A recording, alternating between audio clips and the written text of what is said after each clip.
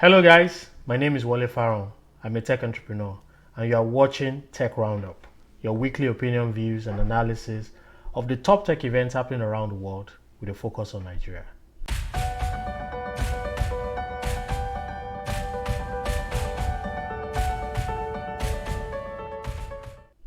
On Tech Roundup this week, we'll take another look at the impact of the virus now that Nigerian companies are activating remote work mode, as we learn of a mobile solution to track the virus in China and other places.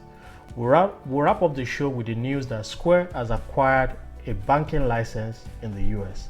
Of course, don't forget the number of the week. As always, the show is packed. Let's get started.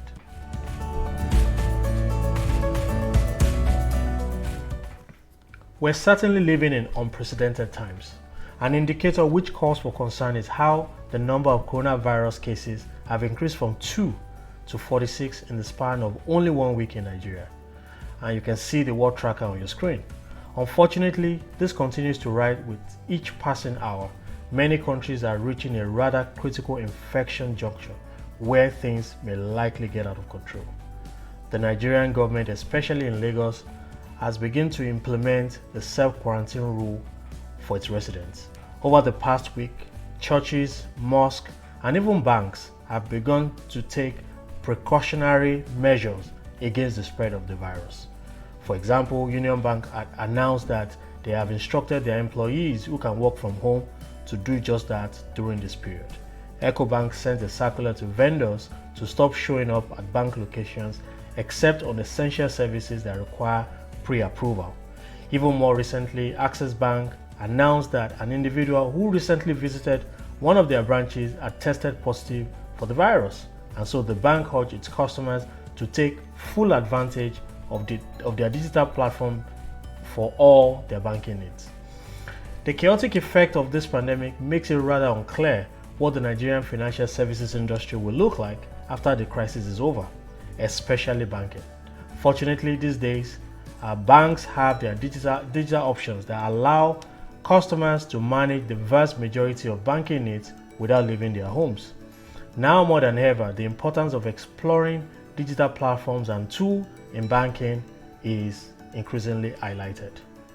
But the real question today is, if this continues and the banks are able to operate their branchless model successfully, does this signal the beginning of a new normal for banking and financial services in this country? I'll make a case for this based on the following. 1. These entities become undoubtedly more profitable. The underlying operational costs of running a branch will no longer be required, and that adds to the bottom line. The marginal cost of servicing each customer becomes lower. 2. With this model, banks will be able to focus on financial inclusion, and financial inclusion can take center stage. Tools and operational focus can be devoted to providing financial services to those in the rural areas and suburban locations without huge overhead. And 3, this encourages competition, and fintech can venture into deposit banking, can grant loans at very competitive rates to individuals and businesses, and this may really help to drive the service industry. Globally, there's an indication that the pandemic could hasten all forms of digital banking trends, and bankers are reporting that digital usage is rising alongside the proliferation of the virus. In many cases, the usage is surging.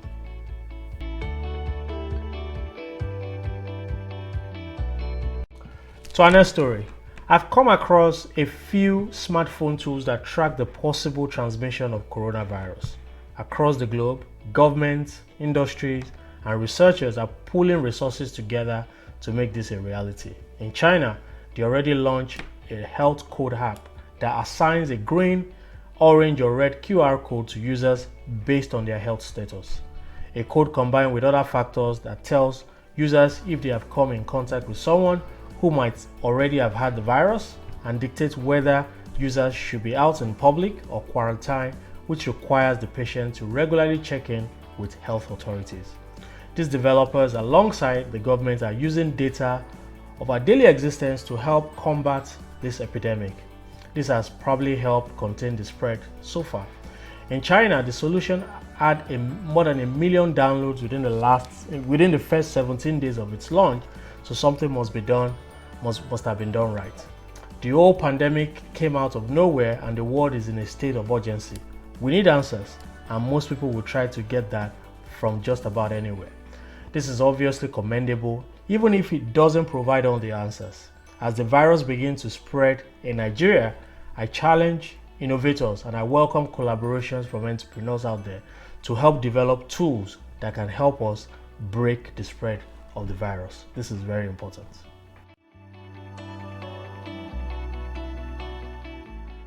And to our last story this week, a little bit away from coronavirus. Square says it has received a nod for a banking license in the US. The Wall Street Journal is reporting that the federal and state banking regulators in the US have approved an application from the financial tech company Square to start its own bank in the state of Utah. The stock on Nasdaq went up by about 16% amid the news of this approval. The bank, which will be called Square Financial Services Inc., is expected to launch in 2021 and will be supervised by the Federal Deposit Insurance Corporation and the Utah Department of Financial Institutions. Square Financial Services will offer small business loans to merchants that use Square devices to process their payments. Square's banking effort started over 2.5 years ago and was marked by opposition from bank lobbyists and community groups who objected to Square's decision to pursue a charter for so-called industrial loan company. Why is this relevant to us in Nigeria? Why am I talking about this? Square is a classic fintech whose operations have expanded across a few complementary verticals over the past several years. It started as an innovative point-of-sale terminal provider before moving to provide technology services for merchants. And now, as a natural progression, it's offering business loans to small businesses it already serves. There are a few Nigerian fintech startups that are solving similar problems, including yours truly, and may take a cue from the progress achieved so far by Square. But to be clear, a few capabilities that Square has developed is driving this progress, and we must understand them. 1. Innovation. Starting in a market with where a point of sale is already fully penetrated, the company innovated and created a new terminal type priced for small businesses and its organs. 2. Capital raise. Square is funded by some of the leading venture capitalists out of Silicon Valley from inception and has used the capital raise to drive innovation and expanded its team to pursue new opportunities, including the bank. Geographic focus. I think this is very important. As successful as it has been, Square almost exclusively focused on winning in the US market, and sometimes that's a strategy that is required to be extremely successful. Our number of the week this week is 466,955. And that's a sad number. That's the total number of global COVID-19 cases across the world as at the time of this recording. It shows how rapidly the virus is growing, and we must find a solution as a people to conquer this.